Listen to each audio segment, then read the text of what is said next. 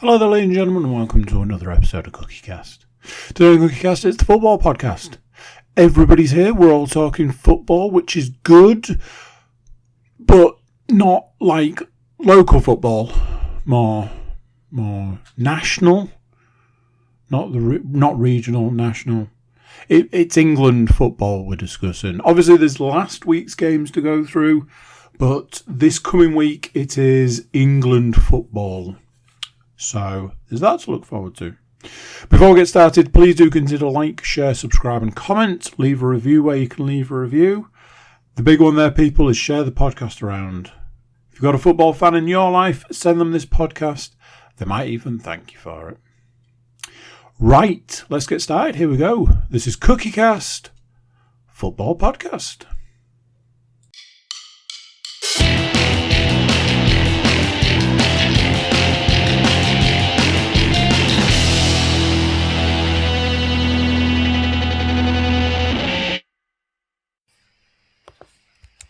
Recording in progress. Welcome on in, ladies and gentlemen. It's that time of the week again. We're here to give you all you need to know about the footballing world that involves Middlesbrough, Hull, Nottingham Forest and another team that never ever needs to be mentioned until they change. But welcome on in. Like I said, Middlesbrough, Hull and Nottingham Forest covered by myself, Mr. Woodmansey and Mr. Moore.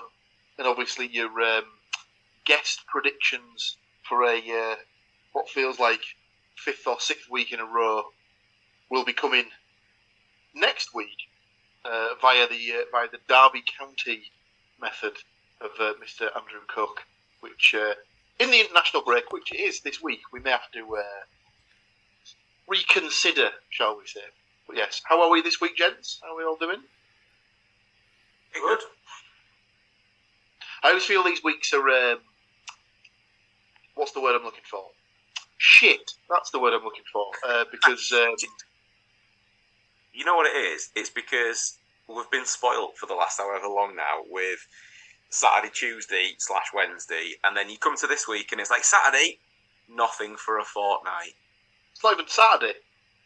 Well, yeah, true, actually. So yes, international break. Yeah. This week we predicted the England games. Sadly, no domestic games for us to go through. But before we get there, we've got Week 10's games to do a little wrap-up of. So, Week 10 started with my boys as the early kick-off on Saturday morning. Or Saturday afternoon, sorry. Where they took the very short trip up the A19 to Sunderland. This one, on paper, tricky game. Sunderland went into this in good form, but so did the Borough. Borough won the last 3. Sunderland hadn't lost in 4 or 5. Cagey first half, as you'd usually expect from a local derby. And just before the ref blew for the end of the first half, Dan Neal took it upon himself to have a go at the referee for what he determined to be a questionable decision that he must have made seconds earlier. To which the ref was like, "Yeah, I'm not going to take that," and gave him a second yellow card, which ended his afternoon quite prematurely. Never mind. So sent Sunderland down to 10 men for the entirety of the second half. Middlesbrough didn't exactly wait around to make them pay for that. Dale Fry picked up the ball, drove down the left-hand side, cut the ball back for Sam Greenwood to. It was a bit tricky to see how he done it at first, but he basically just one of those little sort of stabbed finishes where he just gets in front of the defender and hits it high into the roof of the net. Keeper had no chance really. So put the Borough 1-0 up for that one. It was soon 2. I was sadly urinating in a German beer establishment in Manchester when the second goal went in. So I didn't see this one live. I had to watch the replays and be told about it by the table full of Middlesbrough fans that were sat next to us, which was a delight. Isaiah Jones carried the ball on the right side. Say again? You found a full table full? Yeah, there was a table of about 5 or 6 of them, and then on the opposite side was a table of 6 Sunderland fans that were there for a rave. So that stereotype, lovely stuff. It had the chance to turn a bit tasty, but it didn't. We all were on our best behaviour. The second goal, Isaiah Jones picked up the ball on the right side, drove into the box, and just drove the ball across the goal line, where Matt Crooks was there just to tap in from about 2 yards out. Again, another one of the ones that he just couldn't miss. The third came about when substitute Morgan Rogers picked up the ball in around the centre circle. A lovely little reverse ball into the path of Isaiah Jones to run onto. He managed to stick a defender on his arse and slip the ball underneath the keeper and through his legs for 3-0. And then for the fourth, another substitute, Emmanuel Latte-Laff, cutting in from the left-hand side, had an effort that was on target, saved by the keeper, who just pushed it straight into Marcus Forbes' path. For him to bundle the ball home for a fourth, and Middlesbrough's highest ever win at the Stadium of Light. Lovely stuff. You love to see it. Predictions-wise, myself, Stu and Matt had all gone for draws. Stu had gone 1-1 with Bellingham and Crooks to score, so gets himself a point for Crooks. I'd gone 2-2 with Clark and Bellingham to score for Sunderland, McGree and Crooks to score for the Borough, so I get a point for I'm calling Garth Crooks there. What was I say? I hope it's not Garth Crooks. It's a very different game. Matt had also gone 2-2 with Clark and Bellingham to score for Sunderland, McGree and Latte-Laff to score for the Borough. So sadly, no points for Mr. Moore there. Andy had gone for a 2-1 Borough win.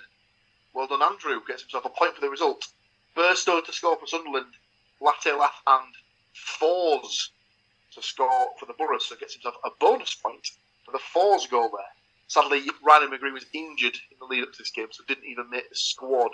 And we might actually get onto Ryan McGree later on, as he won't play in the Australia-England game, sadly, as he's injured and had to withdraw from the squad.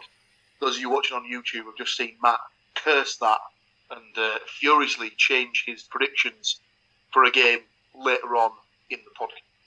He might have got injured by playing extra in the week, because he was in last week's FIFA team of the week, and I got him as a player on Ultimate Team. So, well, there you go.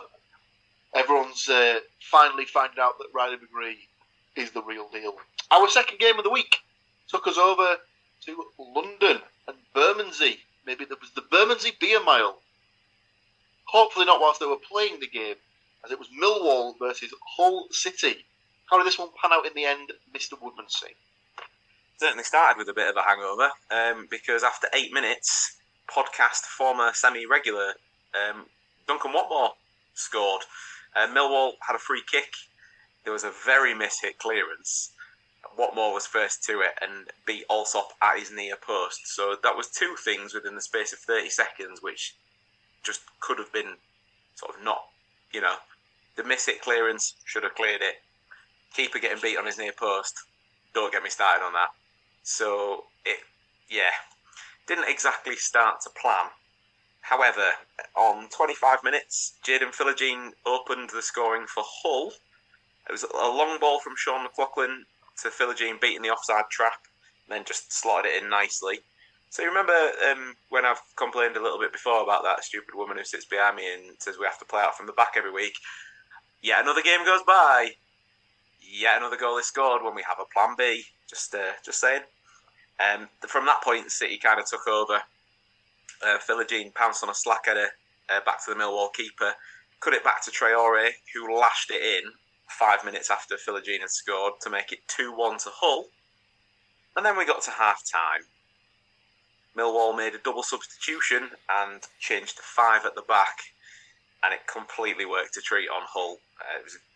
They equalised on 54 minutes with Brian scoring. I mean, that is his surname. I'm not just on first name terms with the Millwall left back. What was he doing up there, to be honest? But it was a good finish for a left back. Just cut it in and absolutely drilled it across goal. Keeper had no chance. But yeah, finished 2-2.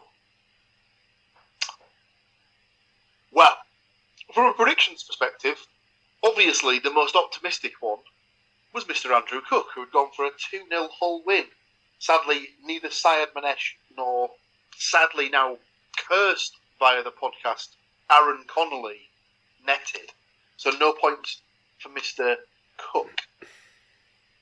Mr. Woodmansey was also surprisingly optimistic on this one, but hadn't gone for 2-0, he'd gone for 2-1 to Hull. So for a time being, he was correct. Whatmore to score for Millwall, Delap and Philogene to score for Hull. So doesn't get the result correct, but managed to get two bonus points. When the scores were coming through, I was like, oh, Whatmore scored. I was like, man. Oh, but it's a point. And then Philogene equalised, and I was like, oh, hang on a minute. And then when we went 2-1 up and I saw it was Traore, I was almost a little bit disappointed for 30 seconds. Unbelievable. You can't win, can you? Myself and Mr. Moore, however, had gone for 1-1 draws on this one. Sadly, neither has got goal scorers. I had Nisbet and Delap, whereas Matt had Honeyman and Delap. So after 2 games, myself, I have 2 points from 2 games. Stu has 3 points from 2 games. Matt, the 1 point from 2 games. Andy, 2 points from 2 games. Our third game of the week took us to Cheltenham Town, where they were taking on Derby. Now, this bear in mind, we'd said last week was a Cheltenham Town side who had gone 11 games at the start of the season without scoring. So what do they need? They need Derby to come into town and do them a bit of a favour. And that's exactly what they did. When Street opened the scoring for Cheltenham, I imagine that was quite a horrific coupon buster for the majority of the UK and anyone else putting on bets. Sadly, they couldn't keep the lead as Nelson slammed in an equaliser for Derby in injury time. Injury time in the end of the first half, and that's how the game actually ended. It panned out as a 1-1 draw in the end. None of us had gone for a draw. Myself, Stu, and Matt had all gone for Derby wins, whereas Andy had gone for a Cheltenham win. And sadly, between the 4 of us, none of us picked either of the goal scorers. So, blanks on that one across the board. No points for anyone.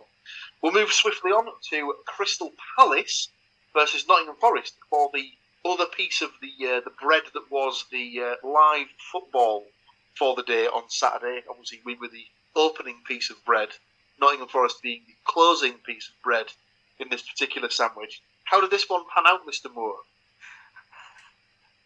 As good as your analogy there. I was waiting for him to have a dig and call it a shit sandwich then, but, we didn't quite get that far. I don't know, there was some exotic meat in there. There was tiger meat, there was ram, there was a bit of robin in there, and a lion. I was trying to ring Millwall. A 0-0 draw, kind of by the sound of it, and even the highlights on Match of the Day. A 0-0, it was quite an entertaining 0-0 draw. But when you haven't got a whole lot to talk about with it, don't know if anybody saw Match of the Day, but Match of the Day decided to shithouse Forest at the end of it by having near goal of the month kind of thing. So if anybody does want to see it, I think it's still on BBC iPlayer. So obviously Forest must have had the best chances. I didn't really see, apart from, I think Palace had a kind of pretty much an open goal, and Tete smashed it wide, but Gibbs White had a really good kind of cushioned, Murillo pinged in a ball and he kind of cushioned a volley over the keeper, but hit the post and came back out.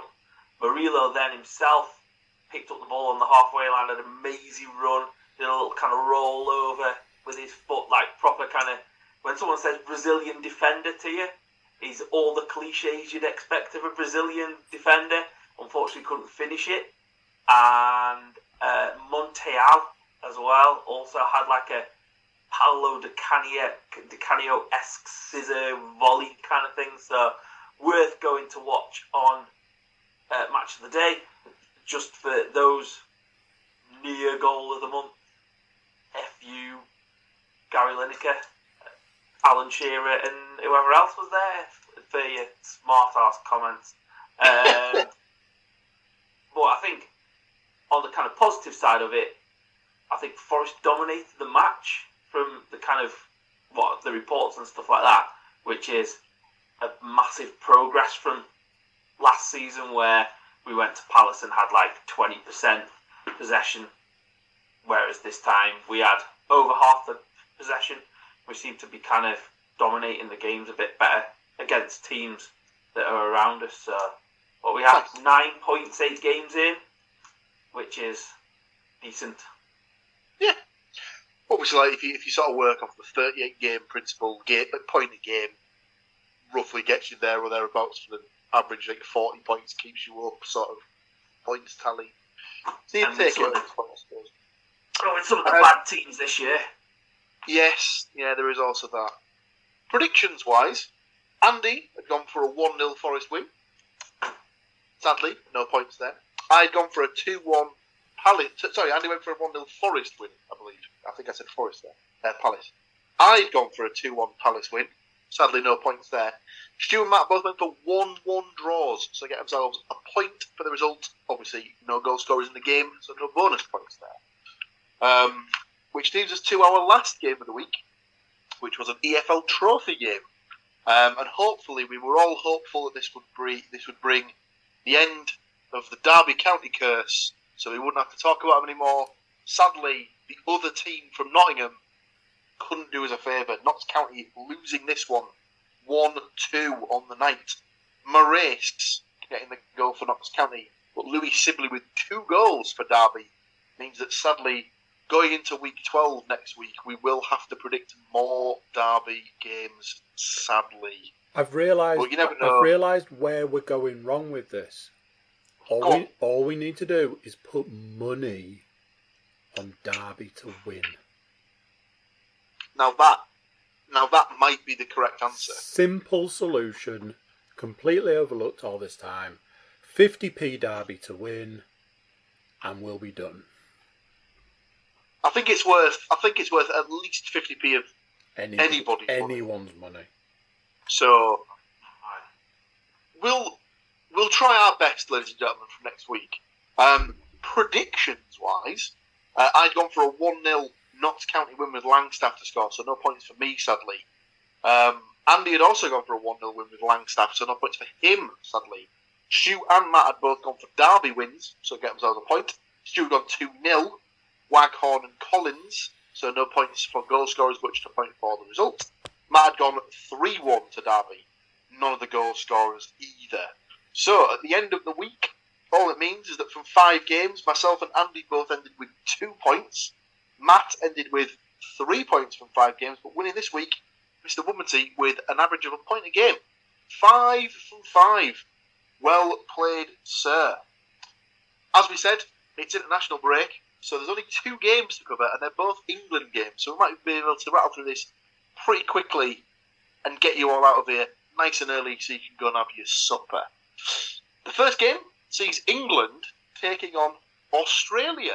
I know you're thinking, no, you haven't tuned into the cricket podcast. This is football, and it is the England football team versus the Australia football team being played at Wembley, I believe. It's no one's team, so there's no one to go last or first. So I'll just dive in as I've got mine written in the book. I've gone for a 2-0 England win with Watkins and Nketiah to score the goals. Stu, what have you gone for? Also gone for a 2-0 England win, but I have got some of the younger guys. I've got Bowen and Foden.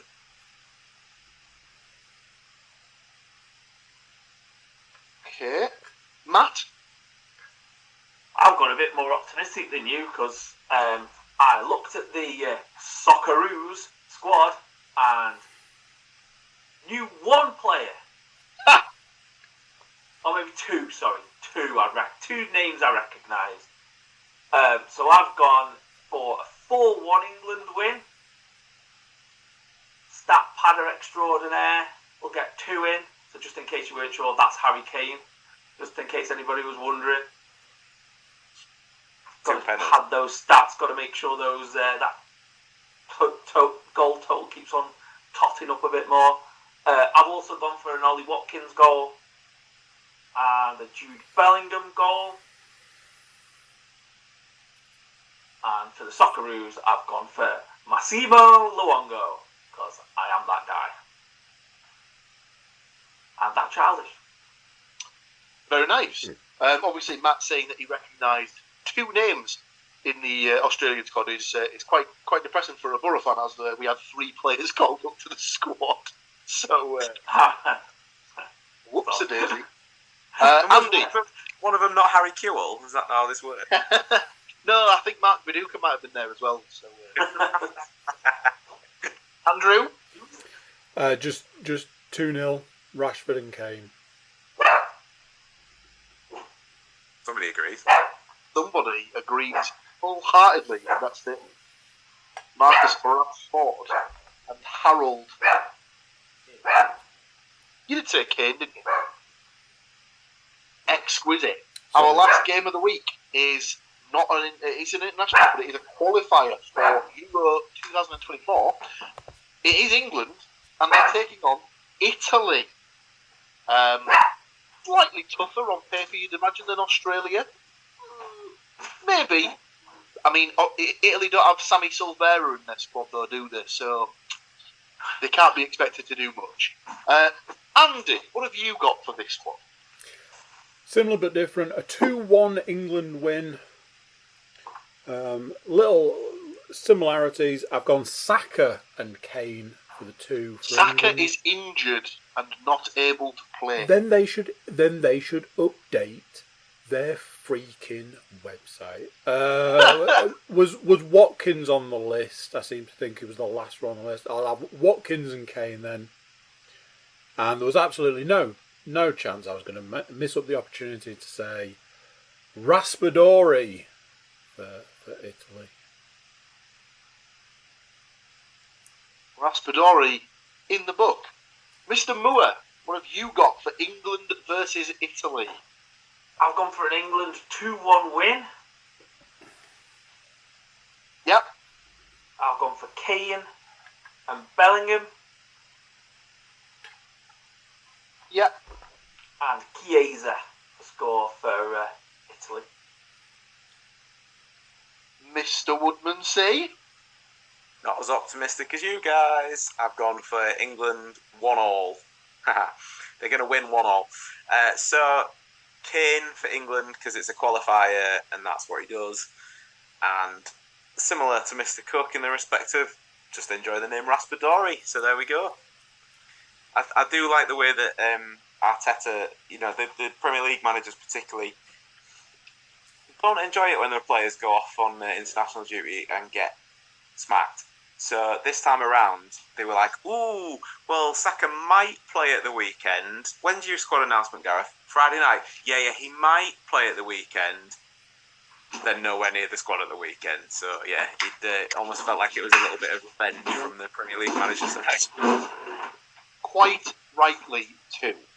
I have gone, in a very similar vein, to Matt and Andy for a 2-1 England win. And for Kane and Bowen to score with Tonyali to get the goal for Italy. Obviously, Tonyali is one of the few Italy players that's now based in the UK, having signed for Newcastle. So I do feel a little bit dirty having picked a Newcastle player to score, but you got to do it sometimes, haven't you? It's one of them. It works both ways though, because then you feel bad for doing it, and if it happens, you'll feel worse. But at least some good will come from it. Well, I suppose at the end of the day as well, you've got to bear in mind that they're the greatest team that's ever existed because they managed to beat PSG 4-1 in the Champions League, and no one's. I think it's the first time in history that score's ever been sort of seen. So it must be groundbreaking, and who can say? I mean, who are we to say that Newcastle are the greatest thing since sliced arseholes? That's the end of it, ladies and gentlemen. That is, I told you it was a quick one this week. When it's international break, unfortunately, it's not the longest of podcasts, as there's not much to break down or go through. So, just a little one to whet your whistle this week. Join us again next week, where we'll go much more in depth into the games that Borough, Forest, Hull, and Derby, have got to look forward to in week 12/13. But until then, it's goodbye from all of us, and we'll see you in about 7 days' time. Tatty bye. So there you go, what do you think of that? A week of football gone, a week of England football to come, and we'll be back to the more local stuff the week after. Thank you for watching, thank you for listening. Before you go, please do consider like, share, subscribe and comment. Leave a review where you can leave a review. Check out the website, thecookiecast.com. There we've got social media links and an email button for you to get in touch with us. That's it for this one. Until next time, I'm going to say bye, and I'll see you then. Thank you for listening to these grumpy old men talk about football. If you've enjoyed this episode, please like, share and subscribe.